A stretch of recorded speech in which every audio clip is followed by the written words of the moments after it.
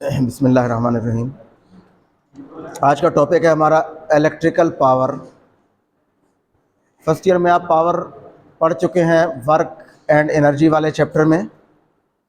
Power is basically the rate of doing work, या इसको हम ऐसे भी डिफाइन करते हैं, rate at which energy is converted from one form to another form, that is known as power. तो वहाँ हमने मैकेनिकल पावर पढ़ी थी फर्स्ट ईयर में। यहाँ पे हमारा ये टॉपिक है इलेक्ट्रिकल पावर या इलेक्ट्रिक पावर। कल भी हमने देखा था कि जब हम सर्किट में एक बैटरी कनेक्ट करते हैं तो बैटरी चार्जेस के ऊपर वर्क करती है, जिसकी वजह से वो चार्जेस सर्किट में मूव करते हैं। या आप ये कह सकते हैं कि बैटरी चार्जेस को एनर्जी प्रोवाइड करती है। ठीक है, हमने कहा था बैटरी में केमिकल एनर्जी इलेक्ट्रिकल एनर्जी में कन्वर्ट होती है। So the rate at which battery is doing work on the charge, that is known as electrical power. या आप ये कह सकते हैं the rate at which the chemical energy of the battery is converted into the electrical potential energy of the charges, that is known as electrical power. तो इसका हमने mathematical relation derive करना है। We are considering here a circuit in which a resistor R having a resistance R is connected with a battery source of EMF battery of voltage V। ठीक है, हमने V voltage की battery को इस circuit में connect किया है resistor R के साथ। तो देखें, जैसे ये सर्किट हम कंप्लीट करेंगे तो इसमें से करंट फ्लो होना शुरू हो जाएगा। एंड कन्वेंशनल करंट हम पॉजिटिव से नेगेटिव की तरफ लेते हैं। This is the current I flowing through the circuit। Current means charge flow कर रहा है, rate of flow of charge, उसको हम करंट कहते हैं। तो देखिए, अगर हम डेल्टा क्यू चार्ज को कंसिडर करें, डेल्टा क्यू चार्ज, तो बैटरी का काम क्या है कि बैटरी उस डेल्टा क्यू चार्ज को, which is a positive charge, क्योंकि कन्वेंशनल करंट हम कंसिडर कर रहे हैं, बैटरी उस डेल्टा क्यू चार्ज को, सपोज दैट यहां पे वो चार्ज बैटरी के नेगेटिव टर्मिनल से पॉजिटिव की तरफ जब जाएगा, बैटरी के अंदर जब मूव करेगा तो बैटरी उस पर वर्क करेगी। ठीक है, इसी को हम ईएमएफ कहते हैं, work done per unit charge. तो बैटरी उस चार्ज डेल्टा क्यू पे वर्क करेगी और वो चार्ज एनर्जी गेन करेगा। फिर उस एनर्जी के साथ वो चार्ज यहां से पॉजिटिव टर्मिनल से मूव करेगा through the resistor towards the negative terminal. अब बैटरी ने उसको जो एनर्जी प्रोवाइड की है या बैटरी ने चार्ज के ऊपर जो वर्क किया है वो हम कैलकुलेट करते हैं बाय दिस इक्वेशन। ये हमने पहले पढ़ी है equation, delta U is equal to Q delta V. हमने कहा था कि अगर कोई चार्ज क्यू कोई से दो पॉइंट्स के दरमियान मूव करे जिनका पोटेंशियल डिफरेंस डेल्टा वी हो, तो वो इतनी एनर्जी गेन करेगा। तो यहां पे चार्ज कितना है, डेल्टा क्यू। क्यू की बजाय हम डेल्टा क्यू कंसिडर कर रहे हैं चार्ज, और वो किस पोटेंशियल डिफरेंस के अक्रॉस मूव हो रहा है, वो चार्ज V पोटेंशियल डिफरेंस के अक्रॉस मूव हो रहा है, which is the voltage of the battery. तो हम डेल्टा V की जगह V पुट कर रहे हैं और Q की जगह डेल्टा Q पुट कर रहे हैं। तो ये चार्ज इतनी एनर्जी गेन करेगा, delta Q charge, when it moves through the battery, inside the battery from negative towards the positive terminal, battery is doing this much amount of work. ये जो energy है ये वर्क के भी equal होती है। हमने पहले देखा था इलेक्ट्रिकल पोटेंशियल वाले टॉपिक में, ये जो एनर्जी होती है ये वर्क डन के बराबर होती है। यानी बैटरी ने जो वर्क किया है उसकी वजह से चार्ज ने एनर्जी गेन की है, तो हम एनर्जी गेन को वर्क के बराबर लिख सकते हैं। So work done by the battery on a charge delta Q by moving this charge through a potential difference of V volts, this much amount of work is done. ठीक है, now work की power की definition है rate of doing work. ठीक है, the rate of doing work with respect to time, उसको हम कहते हैं पावर। देखिए, यहां पे हम ये पावर की डेफिनेशन हमने फर्स्ट ईयर में भी पढ़ी थी, P equal to delta W over delta T, rate of doing work. तो यहां पे वर्क कितना हो रहा है चार्ज के ऊपर, that is delta Q into V, इस इक्वेशन से। तो ये हमने यहां पुट कर दिया वर्क की जगह, और ये ओवर डेल्टा T ये वाला। अब यहां पे डेल्टा क्यू और डेल्टा टी को आप इकट्ठे लिख लें एक साथ, इनटू वी यहां लिख लें। अब ये जो ब्रैकेट में है डेल्टा क्यू और डेल्टा टी, ये आई है करंट की डेफिनेशन हम पहले पढ़ चुके हैं इस चैप्टर के शुरू में। Current is the rate of flow of charge, ठीक है, charge flowing per unit time, उसको हम करंट कहते हैं। तो ये जो ब्रैकेट में डेल्टा क्यू और डेल्टा टी है, इसकी जगह हमने करंट लिख लिया क्योंकि ये करंट की डेफिनेशन है, और ये वाला V as it is. So P is equal to I V.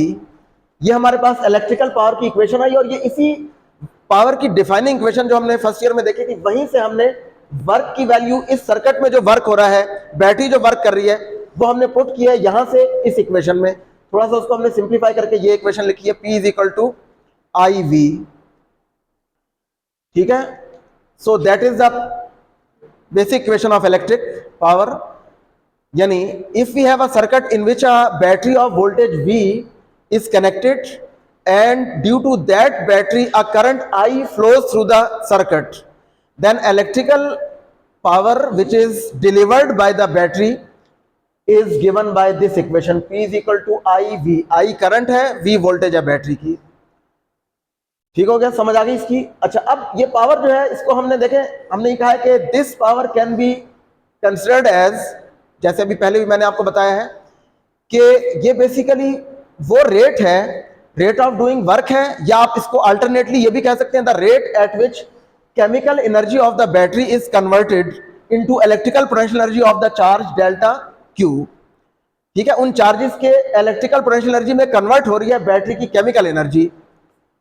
ठीक है, तो बैटरी ने एनर्जी सप्लाई की है, वो एनर्जी सप्लाइड पर unit time, that is the power, electrical power.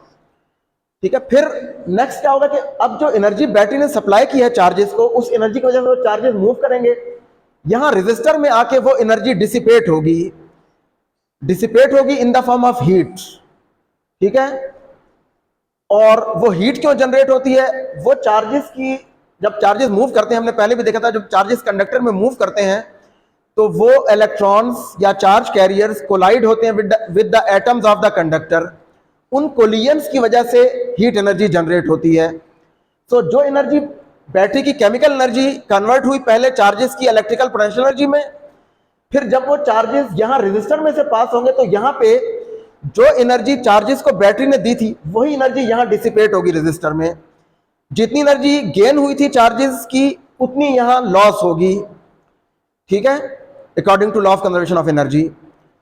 यहां बैटरी से लेकर रेजिस्टर तक, ये इनको हम कहते हैं कनेक्टिंग वायर्स। कनेक्टिंग वायर्स की रेजिस्टेंस जीरो कंसीडर करते हैं हम, यानी वहां पे पावर डिसिपेट नहीं होती। So power delivered by the battery is dissipated in the resistor. तो डिलीवर्ड बाय द बैटरी तो ये है, और इसी को हम रेजिस्टर में जब डिसिपेट होती है वो एनर्जी या वो पावर जो डिसिपेट होगी, उसको हम आर की टर्म में भी इस पावर को लिख सकते हैं। ये तो बेसिक इक्वेशन है, P is equal to I V. फिर इसको आर की फॉर्म में हम कैसे लिखते हैं? ओहम्स लॉ से हमारे पास इक्वेशन है V is equal to I R, ये हम पहले पढ़ चुके हैं, V is equal to I R, ohm's law. यहां से V की वैल्यू आप पुट कर दें इन दिस इक्वेशन, यहां पे V की जगह, तो देखें P इज इक्वल टू आई और V की वैल्यू आई आर, तो आ जाएगा I into I R, that is equal to I square R. तो एक ये इक्वेशन आ गई। यानी अगर हमारे पास एक रेजिस्टर हो और उसमें I करंट फ्लो कर रहा हो, तो उस रेजिस्टर में जो हीट एनर्जी डिसिपेट, जो पावर डिसिपेट होगी, मींस एनर्जी जो पर यूनिट टाइम डिसिपेट होगी, वो आप इस इक्वेशन से कैलकुलेट कर सकते हैं। अल्टरनेटली अगर आप इस इक्वेशन से, अभी हमने V की वैल्यू पुट की है, आप ओहम लॉ से I की वैल्यू फाइंड कर लें यहां से, तो क्या होगी? I is equal to V over R। वो I की वैल्यू जो आपने फाइंड की है, वो आप यहां पुट कर दें in the equation of power, equation 1। पहले हमने V की वैल्यू पुट की थी, अब आप I की वैल्यू पुट कर दें ओहम लॉ से, तो I की वैल्यू V ओवर R, तो यहां आ जाएगा V over R into V, तो ये हो जाएगा V स्क्वायर बाय R। तो ये हमारे पास रेजिस्टर की टर्म में ये दो इक्वेशंस हैं, यहां पे करंट है, यहां पे वोल्टेज है या पोटेंशियल डिफरेंस, और यहां पे I और V का प्रोडक्ट है। सो इन दोनों इक्वेशंस को, इक्वेशन 3 और 4 को हम कंबाइन करके ऐसे लिखते हैं, P is equal to I square R और it is also equal to V square over R। तो ये तीन इक्विवेलेंट एक्सप्रेशंस हैं, दिस इक्वेशन और इसी इक्वेशन से ये दो इक्वेशंस हमारे पास आती हैं ओहम्स लॉ यूज करके। ठीक है, यहां पे हम ये कहते हैं कि this is the power which is dissipated in the resistor, यानी जो एनर्जी चार्जेस ने गेन की थी बैटरी में, वो यहां डिसिपेट होगी, और फिर जब चार्जेस वापस यहां आएंगे तो वो एनर्जी जो बैटरी से उन्होंने गेन की थी वो डिसिपेट हो चुकी होगी। ठीक है, सो फिर बैटरी दोबारा से वर्क करेगी। सो बैटरी कंटिन्यूअसली वर्क करती रहेगी, चार्जेस के ऊपर एनर्जी उनको सप्लाई करती रहेगी और वो एनर्जी यहाँ डिसिपेट होगी। ठीक है, तो ये तो हो गया सर्किट में। और यहाँ पे power delivered by the source और battery is equal to power dissipated in the resistor. ये दोनों इक्वल होंगी, क्योंकि अगर ये इक्वल ना हो तो इसका मतलब है कि कंजर्वेशन ऑफ एनर्जी का लॉ वायलेट हो रहा है। तो इक्वल होंगी, ना तो चार्ज एनर्जी गेन करेगा, कोई एक्स्ट्रा एनर्जी गेन नहीं करेगा सिवाय उस एनर्जी के जो बैटरी से उसने गेन की है, और जितनी गेन करेगा उतनी ही यहाँ डिसिपेट होगी सर्किट में। पावर की यूनिट्स हम पढ़ चुके हैं ऑलरेडी, वाट। यहां से इस इक्वेशन से हमने फर्स्ट ईयर में भी देखा था, joule per second, that is what. तो ऐसा यूनिट है पावर की watt, and 1 watt is equal to 1 joule per second. मतलब ये है कि अगर एक सेकंड में 1 जाउल वर्क हो रहा हो या 1 जाउल एनर्जी बैटरी प्रोवाइड कर रही है इन 1 सेकंड, तो पावर कितनी है, दैट इज 1 वाट। यहां पे हम इस इक्वेशन से वाट को कैसे डिफाइन कर सकते हैं? अगर हम एक ऐसी बैटरी जिसकी वोल्टेज 1 वोल्ट हो, उसको हम एक सर्किट में कनेक्ट करें और उसकी वजह से उस सर्किट में 1 एम्पियर करंट फ्लो करे, तो उस सोर्स की पावर कितनी होगी, 1 वाट। यानी power delivered by the source will be 1 वाट। ठीक है, सो 1 वाट आप इस इक्वेशन 1 से लिख सकते हैं, 1 watt is equal to volt into ampere. ठीक है, हमारे पास इलेक्ट्रिकल अप्लायंसेस की पावर रेटिंग गिवन होती है कि ये लाइट इतने वाट की है या ये डिवाइस इतने वाट्स का है, तो उसका मतलब क्या है कि उसकी पावर रेटिंग यानी वो कितनी एनर्जी कंज्यूम करेगा इन 1 सेकंड। ठीक है, मतलब अगर 40 वाट है तो मींस 40 जाउल पर सेकंड, एक सेकंड में 40 जाउल एनर्जी कंज्यूम होगी। अच्छा, तो so watt is equal to volt into ampere. ठीक है, ये भी हम लिख सकते हैं। अक्सर हम कहते हैं ये इतने केवीए का जनरेटर है या इतने केवीए का सिस्टम है, तो KVA means kilo watt ampere. ये वाट की बजाय अगर आप किलो वाट ले लें तो वोल्ट को आप किलो में ले लें, ठीक है, तो that is kilo volt ampere KVA.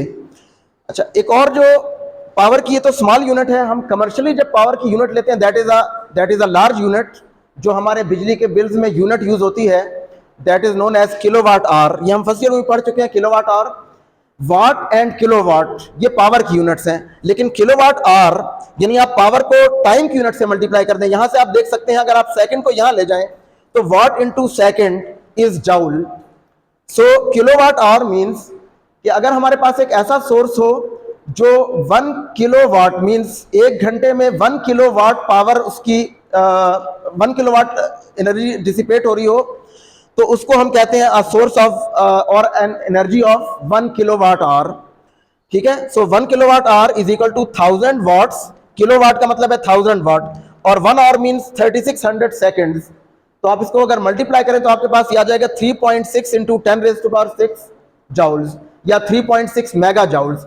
So that is the equivalent of 1 kilowatt our. यानी अगर आपने 1 किलोवाट आवर एनर्जी यूज की है तो इसका मतलब है आपने 3.6 मेगा जाउल्स एनर्जी यूज की है।